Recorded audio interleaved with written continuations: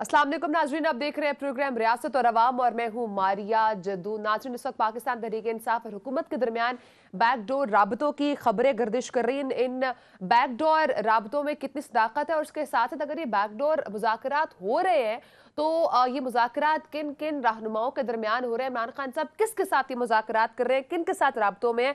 और उसके साथ साथ एक तो यहाँ पर मुज़ाकरात चल रहे हैं और उधर लंदन में भी मुलाकातें चल रही हैं। वजीर आजम शहबाज शरीफ साहब, नवाज शरीफ साहब, मरियम नवाज साहिबा, सलमान शहबाज और कुछ रहनुमा स्काइप के थ्रू भी वहां पर मौजूद है। वो आपको बताएंगे कौन कौन से रहनुमा उस मुलाकात के अंदर शामिल हैं और किन किन चीजों के ऊपर ये मुलाकात हो रही है, क्या डिसीजंस लिए जा रहे हैं और उन डिसीजंस की इंप्लीमेंटेशन कब तक होगी और वो क्या क्या हो सकती है। और ये जो डिसीजंस लिए जा रहे हैं उस मुलाकात के अंदर, क्या उससे मुल्क में जो इस वक्त बढ़ती कशीदगी है वो कम हो पाएगी या नहीं, और इस वक्त जो मुल्क की बढ़ती कशीदगी है उसका हल क्या है, जो हल नवाज शरीफ साहब देने जा रहे हैं इस मुलाकात के अंदर, क्या वो एप्लीकेबल होगा या नहीं। और उसके साथ साथ कल से पाकिस्तान तहरीक इंसाफ का जो लॉन्ग मार्च है वो वजीराबाद से एक बार फिर से उसका आगाज होगा, उस पर भी बात करेंगे कि इस बार पाकिस्तान तहरीक इंसाफ अपने इस लॉन्ग मार्च को किस तरह से लेकर चलेगी, सिक्योरिटी की क्या सूरत हाल होगी, और तो और इस बार क्या इमरान खान साहब लंबे धरने का कोई प्लान दे रहे हैं नहीं, या ये लॉन्ग मार्च के शुरू होने से पहले कोई ऐसी खबर आ जाएगी, कोई ऐसी मुज़ाकरात हो जाएगी, कोई ऐसी डील हो जाएगी कि लॉन्ग मार्च कल से शायद इसका आगाज ही ना हो सके। और अगर इसका आगाज ना हो तो क्या इमरान खान साहब के मुतालबात पूरे होंगे, कौन गिव एंड टेक करेगा इस तमाम सिचुएशन में, इससे प्रोग्राम में बात करेंगे। प्रोग्राम का आगाज करूंगी नाज़रीन, मेरे साथ स्टूडियो में मौजूद है सीनियर सहाफ़ी हैं, तज्ज़ियाकार हैं अनवर रज़ा साहब, और हाफिज़ साहब ने भी आज हमें ज्वाइन किया। सर बहुत शुक्रिया, आपने भी प्रोग्राम को टाइम दिया। सीनियर सहाफ़ी हैं, तज्ज़ियाकार हैं। सर मैं प्रोग्राम का आगाज आपसे करूंगी, लेकिन हमें पाकिस्तान पीपल्स पार्टी के रहनुमा तैमूर तालपुर साहब ने भी ज्वाइन किया। सर आपका भी बहुत शुक्रिया, आपने प्रोग्राम को टाइम दिया। सर इस वक्त काफी अहम मुलाकातें हो रही हैं, काफी अहम बैकडोर मुज़ाकरात भी हो रहे हैं और सुनने को ऐसे आ रहा है कि शायद तमाम पार्टीज, तमाम पॉलिटिकल पार्टीज अपने अपने जो इस वक्त उनका एजेंडा है या इस वक्त जो उनका स्टैंड है उससे शायद बैक ऑफ करें, क्योंकि यही इस वक्त सोल्यूशन जो है वो समझ में आ रहा है। आप क्या समझते हैं इस वक्त, खासकर जो लंदन में मुलाकात जारी है, क्या कुछ डिटेल्स है आपके पास इस मुलाकात के हवाले से कि क्या वहां पर डिस्कशन चल रही है?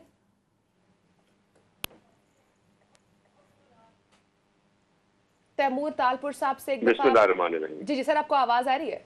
जी मुझे आ रही है। बिस्मिल्लाहिर्रहमानिर्रहीम। देखिए जी, अभी बड़ा एक हाइप क्रिएट हुआ है और ये एक ऐसा इंप्रेशन आ रहा है कि शायद कोई नए फैसले हो रहे हैं, कोई बातचीत हो रही है। मैं समझता हूँ जहाँ तक बात है जॉइंट जो पाकिस्तान पीपल्स पार्टी नून लीग का जो प्लेटफॉर्म है का पीटीआई के साथ तो एज सच कोई ब्रेक थ्रू ना ही हुआ है, ना कोई ऐसे मुज़ाकरात हैं। यस, आपस में हमारी बातचीत है, आपस में हमारे फैसले चल रहे हैं, पर फॉर्चुनेटली और अनफॉर्चुनेटली जो मेरी इंफॉर्मेशन है उसके मुताबिक कोई ऐसा बड़ा ब्रेक थ्रू आने वाला नहीं है। इशू वहीं पर फंसा हुआ है कि हम चाहते हैं कि टाइम पर इलेक्शन हो, नून लीग चाहती है टाइम पर इलेक्शन हो, मौलाना साहिबान चाहते हैं टाइम पर इलेक्शन हो, और भी जो हमारे साथ जमाते हैं, और पीटीआई इसके अलावा किसी बात को मानने के लिए तैयार नहीं है। जहां तक बात है धरने की, तो जो मेरे पास इंफॉर्मेशन है वो यही है कि एक तो टोपी ड्रामा बहुत बड़ा किया था इमरान खान ने, जो कि अब मेरे ख्याल से काफी वाजे हो गया है। जिसको गोली लगती है वो 4 गोलियां खा के और 4 घंटे का सफर नहीं करता किसी कैंसर अस्पताल जाने के लिए। और दूसरी बात भी जो शवाहिद सामने आए हैं उनमें भी आपने देखा है कि जो टांग पे गोली लगी है वो लगना नामुमकिन है। अनलेस कोई तमिलनाडु फिल्म बन रही हो तो उसमें तो समझ में आता है कि गोलियां ऊपर नीचे घूम करके आती हैं, पर सीधी गोली इस तरह से आके आपको पैर पे हिट नहीं करती है। उससे आगे चलते हुए मैं ये भी फोर्सी कर रहा हूँ कि शायद एक और ऐसा ड्रामा अनकरीब होने वाला है। खान साहब के पास ना तो वो लोग हैं जो इस तादाद में पहुंच सके, इस्लामाबाद जिस तादाद में हम समझते हैं। इमरान खान का मेरे ख्याल से जो है कि इस किस्म का वाकया एक बार फिर से रिपीट होने लगा, मुझे इन्फॉर्मेशन है कि शायद फिर से ये आपस में कोई बातचीत कर रहे हैं कि अगर मुज़ाकरात, जो कि मैं समझता हूँ नहीं होंगे, इसी तरह सिलसिला जाता है और कोई इसे बैकडोर चैनल से, एस्टैब्लिशमेंट से कोई आस्था उम्मीद नहीं है, उसका नहीं मिलता इमरान खान को, जो कि मुझे पता है कि नहीं मिल रहा, तो ये इनको अपना फेस सेविंग के लिए फिर कोई ऐसा ड्रामा करना पड़ेगा अपनी फेस सेविंग के लिए। पर आई होप कि इनके ड्रामे में कम से कम किसी का नुकसान ना हो, किसी का जानी माली नुकसान ना हो। तैमूर साहब, क्या ये फेस सेविंग होगी या फिर जमहूरियत भी पटरी से उतर सकती है? क्योंकि इमरान खान साहब तो बज़िद हैं कि वो इंतखाबात की तारीख लिए बगैर नहीं जाएंगे। और आज आपने फवाद चौधरी का भी ट्वीट देखा कि तीसरे हफ्ते में लाखों लोगों के साथ रावलपिंडी आएंगे। तो कैसे देख रहे हैं आप इसे? मैं समझता हूँ कि जितने लोग पहले इनके साथ आ रहे थे, लॉन्ग मार्च के लिए पहुंचे थे, उससे भी इस बार तादाद बहुत कम होगी। काफी लोगों के लिए आई ओपनर था जो कि इसको बातचीत हुई है। मैं समझता हूँ कि इमरान खान का वोट बैंक तो है, पर उसके पास जो वोट बैंक है वो रोडों पे निकलने वाले, कुर्बानी देने वाले वो ज्यादा नहीं है जैसे पाकिस्तान पीपल्स पार्टी के साथ होते हैं। तो इनका और कोई है नहीं। जहां तक आप बात करें, मेरे ख्याल से एस्टैब्लिशमेंट हुकूमत एक पेज पर है और जो लोग ज्यादा मैटर करते थे वो बहुत ही न्यूट्रल होकर बैठे हुए। ऐसा ना तो जमहूरियत को कोई खतरा है और ना ही ऐसा कुछ सीन होने जा रहा है जिसकी आजकल हमें बहुत ज्यादा टेंशन रहती है। तो इसका मतलब है कि जो गवर्नर राज की बाज़गश्त है वो भी ठीक नहीं है और जो नए आर्मी चीफ की तैनाती है वो भी अपने वक्त पर हो जाएगी। और क्या इस हवाले से शहबाज शरीफ साहब ने आसिफ अली जरदारी और पीपल्स पार्टी को एतमाद में लिया है? जी बिल्कुल। मियां साहब और प्रेसिडेंट आसिफ अली जरदारी साहब एक पेज पर हैं। बीच में एक बहुत अच्छा लिंक है चेयरमैन बिलावल भुट्टो साहब का, जो कि ज्यादा टाइम शहबाज शरीफ साहब के साथ ही होते, तो बड़ा अच्छा इनका एक लिंक है। हर चीज ऑन वन पेज है। ऐसी कोई भी बात नहीं है कि पीपल्स पार्टी एक बात कह रही हो और नून लीग के जहन में कोई और। तो अभी तक जो जा रहा है बड़ा स्मूथ सेलिंग हो रही है दोनों की, और मैं समझता हूँ और होप करता हूँ कि आगे भी ऐसे ही जाए। जहां तक बात है तैमूर साहब, अभी आपने कहा कि जमहूरियत खतरे में नहीं है, इतना कुछ इशू नहीं क्रिएट हुआ। अगर आप इस्लामाबाद पिंडी का रुख करें तो यहाँ पर इस वक्त हालात कंट्रोल में अगर कहा जाए तो दुरुस्त होगा कि नहीं है? क्योंकि यहाँ पर पिंडी के अगर हालात देखें, तमाम रोड्स बंद हैं, सड़कें बंद हैं, सिचुएशन इतनी वर्स्ट हुई हुई है। जत्था एक आ जाता है जो कि कुछ टायर जला के, गाड़ियां जलाकर, बाइक चलाकर वहां खड़े हो जाते हैं। सिचुएशन तो ठीक नहीं है यहाँ पर। जहां तक खराबी की बात है तो ये खराबी सिर्फ और सिर्फ एक ही शख्स जिसका नाम इमरान न्याजी है उसकी तरफ से आ रही है। हमारे इदारों पर भी उन्हीं की तरफ से जा रहे हैं। साफ सुथरी वर्दी को खराब करने की कोशिश भी वहीं से की जा रही है। पीस जो है शहर का खराब करने की, वो भी वहीं से की जा रही है। तो बेशक मैं आपकी बात से एग्री करता हूं कि उस हिसाब से हालात सही नहीं है, पर एक ही शख्स है जो हालात खराब कर रहा है, पूरी कोशिश कर रहा है किसी भी तरह इस मुल्क को डिसिविलाइज करने की। तो जब ऐसा वक्त आता है किसी भी डेमोक्रेसी पे, किसी भी मजबूत मुल्क पे, तो उनको सबसे पहले गवर्नमेंट की रिट देखना पड़ता है। कोई भी कहीं भी गवर्नमेंट की रिट को चैलेंज नहीं कर सकता। हम डेमोक्रेसी में बिलीव करते हैं, हम इसमें भी बिलीव करते हैं कि एक्सप्रेशन अपना कोई भी शो कर सकता है, आप धरने कर सकते हैं, पर जब आप लोगों को डिस्टर्ब कर रहे हैं, पब्लिक प्रॉपर्टी को, प्राइवेट प्रॉपर्टी को आप हार्म कर रहे हैं, तो there is no other solution but to take the writ of the government in your hands. और जो गलत करेगा उसके साथ आयरन फिस्ट के साथ कानून को हरकत में आना पड़ेगा। हाफिज साहब, मैं आपकी तरफ आना चाहूँगा कि इक़्तिदार के लिए जो बेरहम जदोजहद की जा रही है और जिससे ये बहरान बढ़ता दिखाई दे रहा है, आपको कोई इसका हल दिखाई दे रहा है? अनवर, ये कल जो खान साहब ने मुलाकात की थी सीनियर जर्नलिस्टों के साथ, उसमें कुछ नई बातें जो हैं वो सामने आई। और ये बात जो है पहली मरतबा उनकी तरफ से आई कि जमहूरियत पसंदों से मुज़ाकरात के लिए उनके दरवाजे खुले हैं। और दूसरा ये कि अचानक उन्होंने एहतजाज पूरे मुल्क में ख़त्म कर दिया। पॉजिटिव साइन था, सिवाय इसके कि उन्होंने कहा है कि इस्लामाबाद और पिंडी में ये एहतजाज जारी रहेगा। देखिए, ये मतलब इसका बैकग्राउंड क्या है?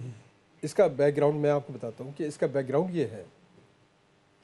एक तो ये है कि पस मंज़र में कुछ बातचीत कहीं ना कहीं किसी न किसी टीयर पर चल रही है पहले। ये कोई खुफिया राज नहीं है कि बातचीत जो है वो आला तरीन सतह पर भी हुई, मुलाकातें भी हुई। सबको पता है कि F8 में किस किस की मुलाकात हुई है, वहाँ पर क्या क्या मामला तय हुए हैं या नहीं हो सके। और उसके बाद जो पेशरफ्त हुई है इमरान खान के ज़ख्मी होने के बाद भी, ये नहीं है कि राब्ते नहीं है, राब्ते चल रहे हैं। और ये राब्ते ही हैं जो मामलात को इस हद तक जो है अभी तक कंट्रोल किए हुए हैं। लेकिन ये नहीं कहा जा सकता कि सब तमाम मामला जो हैं कंट्रोल में आ गए हैं या सूरत हाल बहुत बेहतर हो गई है, ऐसी सूरत हाल नहीं है, बल्कि अभी फरीकैन जो है वो काफ़ी फासले पर है। मुज़ाकरात करने में नागुज़ीरी क्यों है, क्यों मुज़ाकरात नहीं की जा रही? नहीं देखिए, अब बात यह है कि इश्यूज़ क्या हैं, सवाल तो यह है कि इश्यूज़ क्या हैं जिन पर फरीकैन जो है वो इत्तफाक राय नहीं हो पा रहा। उसमें 2-3 इशूज़ सामने आ रहे हैं। नंबर 1 यह है कि इमरान खान फौरी इलेक्शन चाहते हैं, वो कहते हैं कि इलेक्शन कॉल हों और इलेक्शन की डेट जो है अनाउंस करें। और इमरान खान अभी रिसेंटली वो ये भी कहते रहे हैं कि मैं 10 महीने तक इंतज़ार कर सकता हूँ। उन्होंने कल ये भी कहा कि मैं इलेक्शन की 1 साल तक इंतज़ार कर सकता हूँ। इसका मतलब ये है कि उनके रवैये में कुछ लचक नज़र आ रही है कि इलेक्शन डेट के हवाले से, लेकिन अभी भी वो ज़िद कर रहे हैं कि इलेक्शन डेट की फौरी अनाउंसमेंट हो, जबकि हुकूमत ये कह रही है, वज़ीर आज़म ने साफ साफ कहा है कि इलेक्शन 11 महीने के बाद यानी अगले साल अक्टूबर में होंगे। अगस्त में जब इनकी मियाद मुकम्मल होगी उसके बाद केयर टेकर्स आएंगे, 3 महीने केयर टेकर्स के होते हैं और 3 महीने के बाद ये इलेक्शन होते हैं। ये आईनी एक रास्ता है। लेकिन इमरान खान ये कह रहे हैं कि अगर नवंबर में इलेक्शन कॉल होते हैं तो मार्च में ये इलेक्शन हो जाने चाहिए और मार्च में ही नई हुकूमत आ जानी चाहिए। उनके अपने मामलात हैं, वो मामला जो है उनका है आर्मी चीफ की अपॉइंटमेंट के हवाले से। लेकिन इसमें जो दरमियानी रास्ता निकाला जा रहा है, जो हम सुन रहे हैं इस्लामाबाद में जो बातचीत चल रही है, उसमें एक दरमियानी रास्ता ये तजवीज़ किया जा रहा है कि इमरान खान भी अपनी पोजीशन से पीछे हटे और मौजूदा हुकूमत पीडीएम की वो भी अपनी पोजीशन से पीछे हटे, और दरमियान की एक रास्ता ये है कि जून या जुलाई में इलेक्शन कॉल कर लिए जाएँ और इलेक्शन हो जाए, ताकि इमरान खान भी मार्च से आगे आएँ और हुकूमत भी जो है जो अक्टूबर की बात कर रही है वो थोड़ा सा पीछे हटे और वो भी जाए जुलाई तक, जून जुलाई तक, ताकि इलेक्शन वही कहते हैं जो लोग फैसला साजी में शरीक हैं, उनका असल मकसद ये है कि इलेक्शन जो भी हों गैर मुतनाज़ हों, और उसके लिए जो है इमरान खान जिस तरह से कह रहे हैं कि इलेक्शन कमीशन भी नया होना चाहिए, अभी उस पर कोई तैयार नहीं है कि इलेक्शन कमिश्नर भी उनकी मर्जी, क्योंकि यही वो इलेक्शन कमीशन है जिसने 16 सीटों पर इलेक्शन कराए, 9 सीटों पर इलेक्शन कराए जो पीटीआई को मंजूर है। और लेकिन ये नहीं हो सकता कि उनकी तमाम 100% तमाम बातें मंजूर कर ली जाए। आप साहब, मैं जरा तैमूर साहब की तरफ चलूँगा। तैमूर साहब, ये बताइएगा कि शहबाज शरीफ और नवाज शरीफ की मुलाकात के बाद प्राइम मिनिस्टर साहब यहाँ पर इत्तेहादियों को भी एतमाद में लेंगे और उन्होंने शायद आसिफ अली जरदारी साहब और मौलाना फजल रहमान साहब से भी रब्ता किया। आप समझते हैं कि उनकी वापसी के बाद जो इशूज़ हैं इंतखाबात की तारीख के, नए आर्मी चीफ की तैनाती के, वो हल हो जाएंगे और मामला स्मूथली रन हो सकेगा और आगे बढ़ सकेगी हमारी जो मुल्क है और सियासत जो है? देखिए, जहाँ तक बात है आर्मी चीफ की तैनाती की, और मेरे ख्याल से उसमें तो कोई मसला, कोई लचक है ही नहीं, बड़ा स्मूथली जा रहा है। और मैं समझता हूँ कि जिसको आना है वो भी सारे फैसले हो गए हैं और जो भी लोग हैं बीच में वो सारे भी उस पर इंटैक्ट हैं एक नाम पर। तो मेरे ख्याल से वो अब कोई इशू रहा नहीं है। ये फिक्र उनको है नहीं हुकूमत को कि वो इस चीज पर बात करे इमरान खान से, लिहाजा this is no issue at all. बाकी आपने जो दूसरी बात की, जहाँ तक मुझे पता था आखिरी बातें जो हुई थी उनमें कोई भी ऐसा इशू नहीं था जिसपे कोई 2 पेजेस पे अलग अलग डिस्कशन हो रहे हैं, किसी चीज पर कोई मसला इनका ऐसा हो। तो आई थिंक ये तो जो भी फैसले बातें वहाँ पे होंगी, अभी नवाज शरीफ के साथ जो बातें शहबाज शरीफ साहब करेंगे वो वही बातें हैं जो शायद पहले प्रेसिडेंट जरदारी साहब के साथ हो चुकी हैं। तो आई थिंक वो कम्युनिकेशन भी तो सर अगर वो बातें हो चुकी है तो क्या उन बातों में कोई चीफ इलेक्शन कमिश्नर की तैनाती से मुतालिक कोई बात है? क्योंकि अगर इन्हीं चीफ इलेक्शन कमिश्नर की तैनाती के अंडर अगर इलेक्शन हुए तो इमरान खान साहब तो इन इलेक्शन को नहीं मानेंगे। अगर इमरान खान साहब खुदा ना खास्ता कम सीट्स ले सके तो फिर तो एक और नया बहरान शुरू हो जाएगा। इंशाल्लाह ताला इमरान खान कम सीटें ही लेंगे, और ये तो पता है और मुझे भी पता है कि किसी हाल भी अगर इमरान खान हुकूमत बनाने की सिचुएशन में नहीं होगा तो फिर से यही हरकतें शुरू कर देगा। और आपको अफसोस के साथ मुझे कहना पड़ता है कि आपको मुझे सब पाकिस्तानियों को प्रिपेयर रहना पड़ेगा कि इसकी इंशाल्लाह ताला हुकूमत बननी नहीं है और फिर इसने यही एहतजाज शुरू करना है। तो कोई इसका परमानेंट हल मेरे ख्याल से हुकूमत को, एस्टैब्लिशमेंट को सोच लेना चाहिए। तैमूर साहब, ये फरमाइएगा कि क्या इमरान खान की जो एस्टेब्लिशमेंट से लड़ाई है वो वाकई सिविलियन बालादस्ती है या कोई मामला और है, या कहीं ना कहीं से इन्हें इशारा है?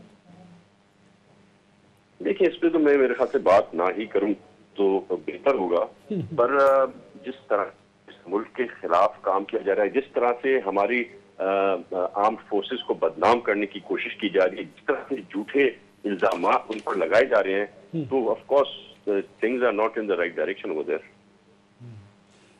मेरा ख्याल है कि इसमें जो बात कर रहे हैं तैमूर साहब, देखिए जो सिविलियन सुपरमेसी है वो है तीन, उसकी जो उसके मायार हैं वो तीन हैं, आइन, पार्लियामेंट और जमहूरियत जी। और इसमें देखें आइन को मानते नहीं हैं खान साहब, वो मानने के लिए तैयार नहीं है, क्योंकि वो कहते हैं जी कि ये मौजूदा वज़ीर आज़म या प्रेसिडेंट जरदारी या मौलाना फजलुर रहमान मिलकर ये तय नहीं कर सकते। हालांकि उनके अपने प्रेसिडेंट की कह रहे हैं इस पर मुशावरत हो जानी चाहिए आर्मी चीफ की अपॉइंटमेंट पर। ये तो प्रेसिडेंट साहब कह रहे हैं, एक दफ़ा नहीं कई दफ़ा कहा है उन्होंने, जबकि ये कहते हैं कि नहीं ये ना करें। दूसरा ये है कि पार्लियामेंट से इस्तीफा दे दिया उन्होंने, पार्लियामेंट दोबारा जाने को तैयार नहीं है। सुप्रीम कोर्ट की chief justice, Islamabad high court सब कह रही हैं कि वापस जाएं आप पार्लियामेंट में, सियासी मसाइल हमारे पास न लेके आएँ, आप तय करें वहाँ पर पार्लियामेंट में जाने को तैयार नहीं है। तीसरा है डेमोक्रेसी में फैसले अक्सरियत से होते हैं, वो उसको भी मानने को तैयार नहीं है। वो कहते हैं नहीं, ये साइफर आया और रिजीम चेंज हो गई और ये ज़बरदस्ती आ गए। तो देखिए बात कहीं ना कहीं आपको एक स्टॉप पर आना पड़ेगा। अगर आप ये मुल्क में जमहूरियत, आइन और पार्लियामेंट की बात करते हैं तो फिर फैसले पार्लियामेंट में ही होंगे और खान साहब को वापस आना पड़ेगा, वरना देखें ये बड़ा मुश्किल है। आगे जो है जो अहम फैसले होने वाले हैं, अगर लंदन में जो भी तय होता है, लेकिन अल्टीमेट फैसला पार्लियामेंट ने करना है।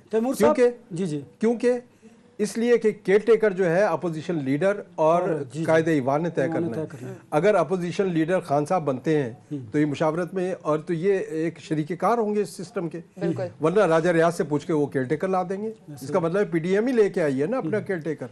तैमूर साहब जाते जाते मुझे ये बता दीजिएगा कि सियासी महाज रही तो अपनी जगह पर, सिंध में जो सैलाब ज़दगान हैं उनकी क्या सूरत हाल है, उसके बारे में काइंडली ज़रा ब्रीफ कीजिएगा।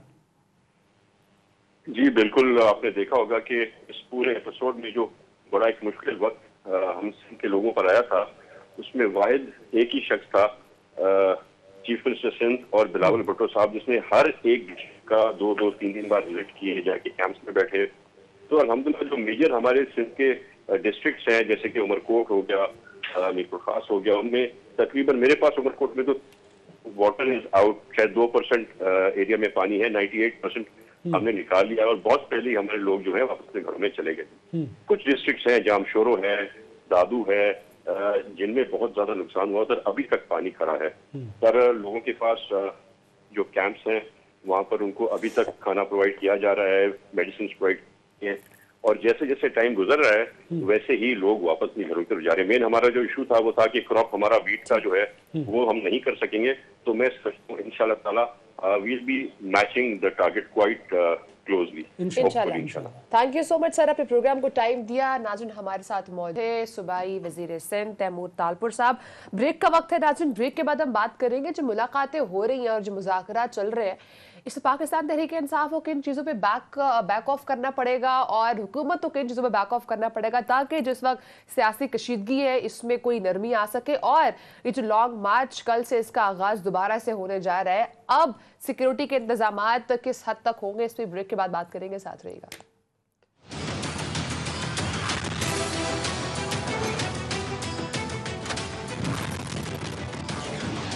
वेलकम बैक नाजरीन, पाकिस्तान तहरीक इंसाफ कल से दोबारा लॉन्ग मार्च का आगाज करने जा रही है और कल जो है वो जुमेरात है। इसी के ऊपर बात करेंगे कि कल की क्या तैयारी है पाकिस्तान तहरीक इंसाफ की, खासकर सिक्योरिटी के लिहाज से क्या तैयारी जो है पाकिस्तान तहरीक इंसाफ कर रही है।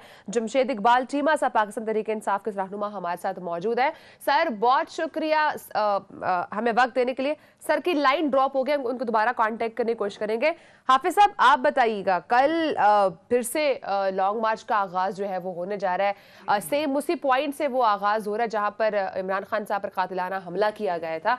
आप क्या समझते हैं इस बार जो सिक्योरिटी की सूरत हाल है वो बेहतर होगी? क्या इमरान खान साहब ने जो कहा जा रहा है कि बुलेट प्रूफ गाड़ी के अंदर ट्रैवल करे या और भी जितने सिक्योरिटी के जो पैरामीटर्स होते हैं उनको कवर करे, तो क्या ये पॉसिबल होगा या इमरान खान साहब इस बार भी अल्लाह के सहारे चलेंगे? नहीं, इसमें तो एक तो बात ये बड़ी वाज़ेह है कि खान साहब खुद शरीक नहीं हो रहे इसमें, और इसको लीड कर रहे हैं शाह महमूद कुरैशी। बिल्कुल। और इसमें देखिए 2 बातें बड़ी अहम हुई हैं लॉन्ग मार्च के हवाले से। एक तो यह है कि खान साहब नहीं आ रहे, नंबर 1, और दूसरा यह है कि लॉन्ग मार्च टर्मिनेट होने की कोई डेट नहीं है। ये नहीं मालूम कि कब ख़त्म होगा, और ये कहा जा रहा है कि ये नवंबर के आखिरी हफ्ते में ये इख्तिताम पजीर होगा। इसका मतलब ये है कि कोई डेट ऐसी है जो अनाउंस नहीं की जा रही लेकिन उनके जहन में है, और मुबस्सिरीन भी यही कहते हैं और इस्लामाबाद के ज़राए भी हमें ये बताते हैं कि इस डेट का ताल्लुक अपॉइंटमेंट से है। बड़ी अपॉइंटमेंट जो होनी है वो इसका इंतजार कर रहे हैं। लेकिन आफिस साहब, खान साहब तो वाज़े तौर पर ये बात करते हैं कि उन्हें अपॉइंटमेंट से कोई इशू नहीं है, सिर्फ वो चाहते हैं कि इंतखाबात की तारीख दी जाए। नहीं, देखें ना, वो एक प्रेशर जो है वो सामने लाना चाह रहे हैं, पब्लिक प्रेशर, और वो ये चाह रहे हैं कि रोड शोज़ के ज़रिए जो है फैसले वो हों जो उनकी मर्ज़ी के हैं, और ऐसा नहीं होता। जब रियासत चलती है तो उसमें तमाम स्टेक होल्डर जो हैं बैठते हैं और उनकी मर्ज़ी से फैसले होते हैं। ये नहीं हो सकता कि आप किसी एक ख़ास ग्रुप को, किसी एक ख़ास पार्टी के उनकी मंशा के मुताबिक फैसले करें और तमाम बाकी लोग जो हैं वो नाराज़ रहें। ऐसा नहीं होता, बल्कि इत्तेफाक राय जो है। हाफ़िज़ साहब, इस गुफ्तगू में जमशेद इकबाल चीमा साहब को भी शामिल करना चाहूँगा। चीमा साहब, बहुत शुक्रिया वक्त देने का। ये बताइएगा कि क्या पाकिस्तान तहरीक इंसाफ की जानिब से बढ़ते हुए दबाव के बायस इस्टेब्लिशमेंट भी परेशान है? आप नहीं समझते कि इससे हालात मज़ीद ख़राब होंगे, इससे कि वो बेहतर हों? देखिए, हालात को ठीक करने की जिम्मेदारी उस बंदे पे होती है जिसके पास इख्तियार और फैसला करने का। जी। दूसरे बंदों की जिम्मेदारी सेकेंडरी होती है। फर्स्ट जो प्राइमरी जिम्मेदारी है वो उस तबके की है जो जिसके पास इख्तियार है। आप कह लें जो रियासत है या एस्टेब्लिशमेंट है, उनका जो पहला फैसला ये था कि इस मुल्क के जो 40 साल में प्रूवन हुए चोर प्रूव हो गए, वो सारे के सारे ला के ऊपर बैठा दिया और आवाम को कहा कि आज के बाद इनको पाक समझो, नेक समझो, बड़े अच्छे समझो, ईमानदार समझो, अल्ताफ हुसैन के कत्ल भूल जाओ, जरदारी की करप्शन भूल जाओ, नवाज शरीफ की मनी लॉन्ड्रिंग भूल जाओ, मुल्क दुश्मनी भूल जाओ, वारियम 10 भूल जाओ, सिक्योरिटी रिस्क भूल जाओ।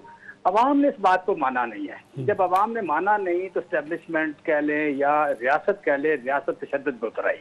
रियासत कभी तशद्दुद पे नहीं उतरती। रियासत अपीज करती है, लोगों को आप कह लें ठंडा करती है, लोगों को कम्युनिकेट करती है।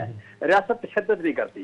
रियासत जब तशद्दुद पे उतरी तो तशद्दुद से, जब छोटे मोटे तशद्दुद से काम नहीं बना, 25 मई को उनका काम नहीं बना, चादर और चार दीवारी पे हमला करके जब काम नहीं बना, लोगों को, वर्कर्स को, खवातीन को, बच्चों को गिरफ्तार करके काम नहीं बना, तो फिर रियासत ने कपड़े उतारने शुरू कर दिए। दुनिया में जितने अहम ओहदे हैं उन ओहदों की इज्जत मैं इसलिए करता हूँ, वो chief of the army staff हो, वो चीफ जस्टिस हो, वो अपना प्राइम मिनिस्टर हो, वो अपोजिशन लीडर का पार्टी का सदर चेयरमैन हो, मैं उसकी इज्जत इसलिए करता हूँ कि मेरा आइन मुझे कहता है कि मैं उनकी इज्जत करूँ।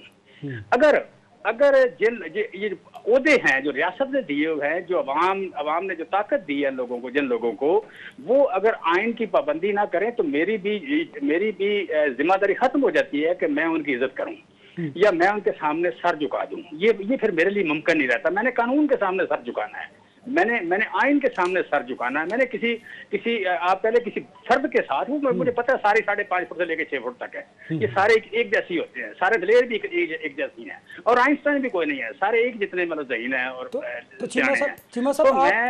मैं पाबंद हूँ आइन का। मैंने उसी कसवट्टी पे परखना है, उससे हट के कोई मुझे डील करेगा तो फिर जिम्मेदारी उसकी बनती है। फिर इस मुल्क में लॉलेसनेस का, इस मुल्क में फसाद का, इस मुल्क की बैठती इकानमी का, इस मुल्क की डूबती मईशत का जिम्मेदार फिर वो है, मैं नहीं हूँ, फिर पीटीआई नहीं है। लिहाजा इस वक्त ये बदतरीन वाकया हुआ कि चेयरमैन साबिक प्राइम मिनिस्टर और चेयरमैन पीटीआई पे हमला हो गया, जहाँ 13 लोगों को गोलियां लगी, एक आदमी शहीद हो गया और आज एफआईआर दर्ज नहीं हो रही। एफआईआर होता क्या है? रिपोर्ट नहीं तो एफआईआर की राह में रुकावट कौन पैदा कर रहा था? पुलिस को कौन कंट्रोल कर रहा है? खान साहब ने भी इस खदशे का इजहार किया कि पुलिस को कोई और ही कंट्रोल कर रहा है। ना मैं बच्चा हूँ ना आप बच्चे हैं। आपको पता है कि यहाँ पे डीआईजी हो, आईजी हो, डीपीओ, वो कहते हैं हमारे बच्चे मर जाएंगे, हाथ जोड़ के खड़े होते हैं, नौकरी छोड़ने को तैयार होते हैं, नौकरी छोड़ देते हैं, भाग जाते हैं। तो कौन कंट्रोल करता है? मुझे नाम लेने की जरूरत नहीं है। सर, आज पंजाब कह रहे हैं कि पंजाब हुकूमत रोक रही थी। मैं छोड़ देना, पंजाब आईजी पंजाब की क्या नाम है, पंजाब हुकूमत की क्या बेचारी की, मतलब वो क्या लून तेल बेचने में पता है उसका। बेसिक बात है जो कंट्रोल करते हैं वो अब एक्सपोज हो गए, ये पर्दे के पीछे होते थे, सामने आ गए। पर्दे के सामने आने के बाद 22 करोड़ 75 लाख लोगों को कोई ये रेलेवेंट नहीं कर सकता। इस मुल्क में ये मुल्क बना था वोट से, वोट की ताकत में, ना किसी के बाप ने फतह किया ना किसी के बाप ने खरीदा। लिहाजा इसमें इज्तिमाई दानिश फैसला करेगी, वोट फैसला करेगा। कोई भूल दे कि कोई मुझे गोली मारे और उसके बाद मैं उसकी इज्जत करूं, कोई भूल दे कि मेरे चेयरमैन को गोली मारे, 13 लोगों को गोलियां मारे और फिर FIR ना होने दें और हम समझे कि रियासत बड़े चल रही है। रियासत जो है ये फंक्शनल है। रियासत फंक्शनल नहीं है। रियासत का आइन आप कह लें होस्टेज बना हुआ है। ये आप कह लें कि ये यरगमाल बन गया ये मुल्क। 22 करोड़ 75 लाख लोग यरगमाल बन गए। हम इसको यरगमाल नहीं बनने देंगे। हम सुबह निकलेंगे, उसी जगह से निकलेंगे, हजारों की तादाद में होंगे। उस दिन जितने चेयरमैन के सामने खड़े तो उससे ज्यादा होंगे। किसी ने जो करना है कर ले हमारा, किसी ने जो करना है, जो समझता है वो हमसे ज्यादा दलेर है कल आ जाए, दोबारा आ जाए। जो समझता है ज्यादा दलेर है परसों फिर आ जाए। जो समझता है ज्यादा दलेर है पिंडी में आ जाए। जहाँ अगर जहाँ चाहते हैं हम आ जाते हैं, बता दें। अगर लोगों को नंगे लोग चाहते हैं तो बता दें कहाँ आना है, हम आ जाते हैं। नंगे हो क्या जाते हैं भाई? को हद है इस मुल्क में, लॉ नेशनलिटी को हद है। कोई लिमिट होती है हर बात की। आप सारी लिमिटें क्रॉस करते जा रहे हैं। तो आप सारी लिमिट क्रॉस करके आप समझते हैं कि आपकी इज्जत की जाए, क्यों करें भाई? तो चीमा साहब, आप इसके साथ साथ कि आप अवामी दबाव के जरिए आइन और कानून की बालादस्ती की बात करते हैं, तो क्या आप समझते हैं कि इसके साथ साथ मुज़ाकरात जो बैकडोर हो रहे हैं उससे भी मामला हल हो सकते हैं? आप भी कोई बैक स्टेप पे आ सकते हैं? डेफिनेटली। देखिए, किसी भी मुल्क में जो at the helm of affair लोग हैं उन्होंने को पागल तो नहीं हो जाना। यहाँ मुज़ाकरात से चीजें होनी है।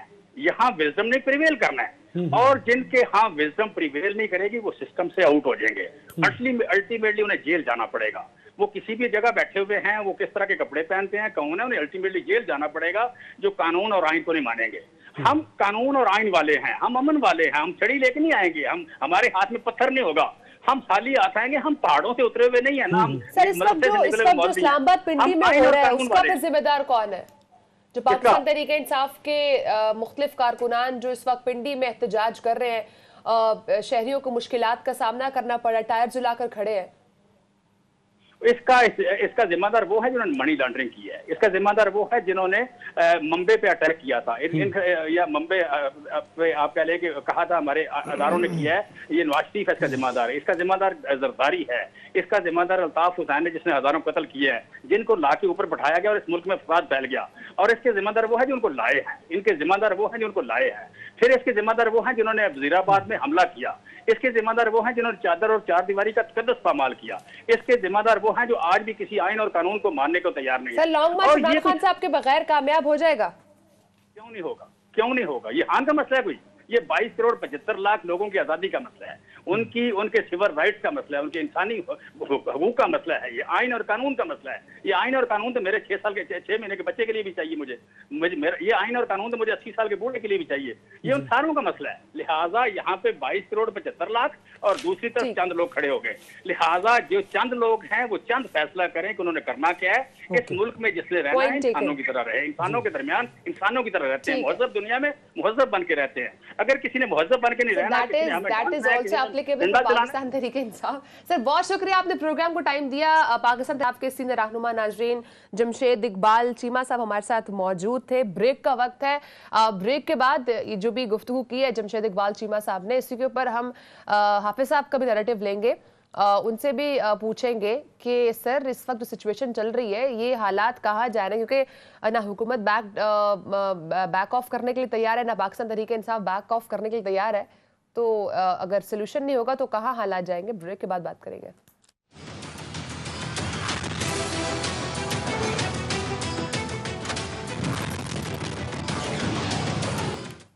वेलकम बैक नाज़रीन। हाफिज साहब, बिना वक्त का ज़िया किए आपकी तरफ डायरेक्ट आऊँगी। कोई गिव एंड टेक पे तैयार नहीं है। गिव एंड टेक नहीं होगा तो मामलात कैसे हल होंगे? और जो सोल्यूशन बताया जा रहा है गवर्नर राज जो है वो उसका सोल्यूशन है, आप समझते हैं गवर्नर राज लग सकता है? मारिया, बात यह है कि जहाँ तक गवर्नर राज की बात है, ये पंजाब के गवर्नर ने भी कहा है कि गवर्नर राज भी एक ऑप्शन मौजूद है और ये भी नाफिज हो सकता है। लेकिन मेरा ख्याल है कि ये बहुत मुश्किल होगा हुकूमत के लिए ये फैसला करना कि पंजाब में गवर्नर रूल लगाया जाए। वैसे भी 18वीं तरमीम में प्रेसिडेंट जरदारी ने ऐसी दफात शामिल कर दी हैं कि अब गवर्नर रूल लगाना बहुत ही मुश्किल काम हो गया है, क्योंकि इसके लिए प्राइम मिनिस्टर की एडवाइस पे अमल करना होगा सदर को, और आपको बताया है कि ऐवान सदर में इस वक्त जो सदर बैठे हैं वो उनका नाम है सदर आरिफ अलवी। पाकिस्तान और तहरीक ज़रूरी इंसाफ नहीं कि वो प्राइम मिनिस्टर की हर एडवाइस को उसी वक्त मान लें।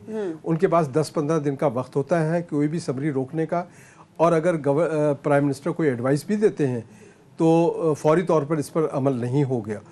दूसरा ये है कि अगर गवर्नर, दूसरा शर्त ये लगाई थी आइन ने कि अगर गवर्नर रूल होगा तो उसकी तौसीक पार्लियामेंट की जॉइंट सिटिंग करेगी। वो भी बड़ा मुश्किल काम है क्योंकि सेनेट में अभी भी पीटीआई अक्सरियत में है। तो फिर हाफिज साहब, दो, तीसरा ये है कि हैं? आप ये देखें गवर्नर रूल लगता भी है तो अदालत के पास ये इख्तियार है कि वो स्ट्राइक डाउन करे और वो मालूम करे कि भाई गवर्नर राज नाफिज करने की वजूहत क्या ला रहे हैं आप, और अदालत जो है वो स्ट्राइक डाउन कर सकती है गवर्नर रूल को, और होता भी रहा है माजी में।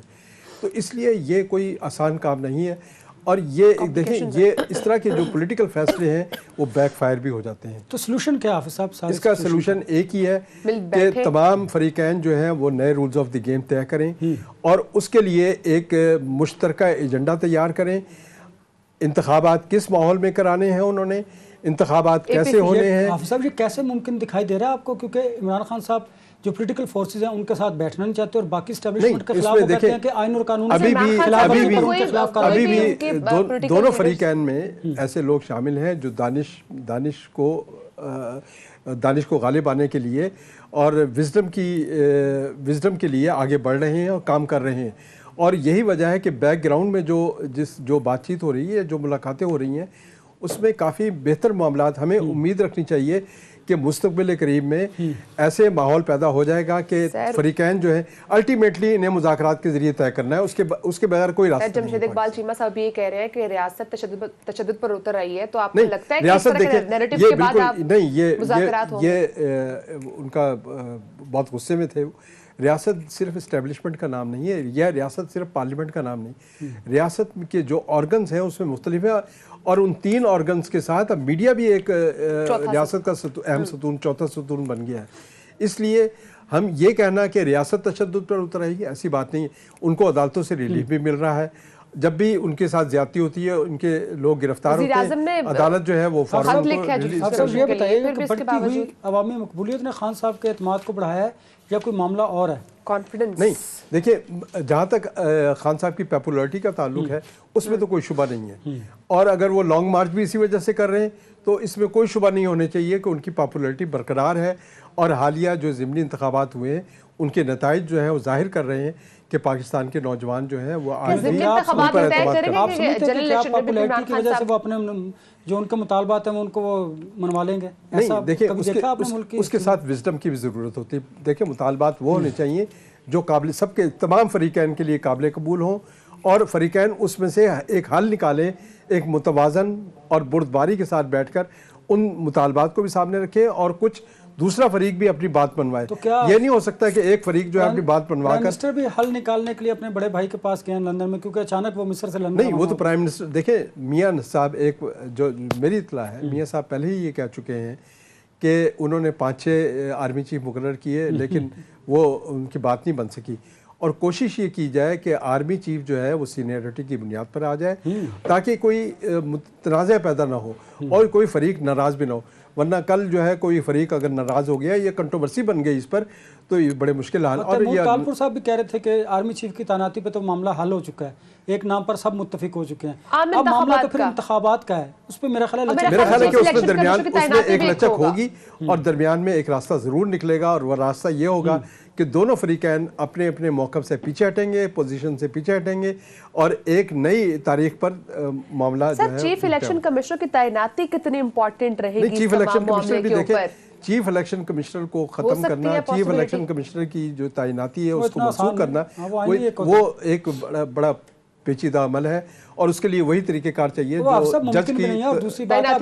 जज की तैनाती है उसको। अब साहब ज़िमनी इंतखाबात में आपने चीफ इलेक्शन कमिश्नर के जो रिजल्ट्स थे उनको तो आपने एक्सेप्ट कर लिया, तो फिर कैसे मुमकिन है कि आम इंतखाबात में आप उनके नीचे नहीं करेंगे? और खान साहब ये कह चुके हैं कि मैं आम इंतखाबात में इसी चीफ इलेक्शन कमिश्नर के नीचे इलेक्शन मानने को तैयार नहीं। देखिए जब रूल्स ऑफ द गेम तय होंगे तो उसमें कुछ गिव एंड टेक होंगे, जरूरी नहीं है कि खान साहब की हर बात ही मान ली जाए और मौजूदा पूरा इलेक्शन कमीशन ही खत्म कर दिया। अब ये जो मुलाकात जारी है अभी इस वक्त भी, उसके जो रिजल्ट उसी से पता चलेगा कि क्या मामलात किस हद तक तय हुए हैं। वक्त खत्म हो चुका है, आपसे कल मुलाकात हो, ख्याल रखिएगा, अल्लाह हाफ़िज़।